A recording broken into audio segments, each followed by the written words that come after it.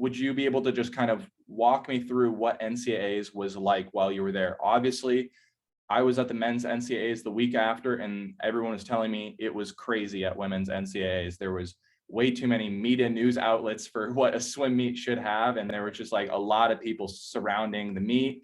I don't know if there was any protests or anything. I'd kind of No, love if you could just walk me through the NCAA meet. yeah, no, you're exactly right. Obviously, like you said, in swimming, it's not something, we're used to as a ton of national coverage. And so being there, having all those media people there, all the protesters, it was a huge distraction, not to mention, all the talk among the deck. All the girls, were disgruntled by this. There's lots of whispering, lots of chatting, lots of tears, extreme discomfort. And so it was a huge distraction. I think there was like 7 American records or something crazy broken by these amazing female athletes at the Yeah. meet. But no one heard a word of that.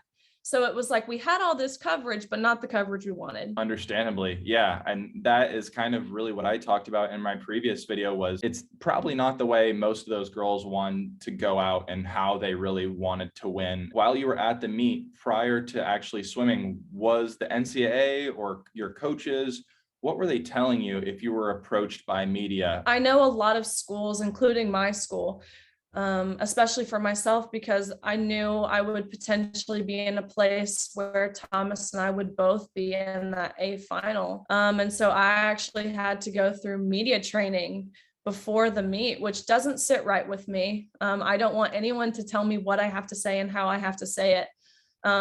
But we had to go to media training. We had to learn, which I don't feel like this is something you should have to teach someone, but they were trying to teach us how to be respectful and how to use the correct pronouns and things like that, which initially didn't sit right with me. But I understand they're coming from a tough place where they don't want any bad light brought to the school. But my philosophy is I'm not going to be told what to say. I'm very much so a leader in that way.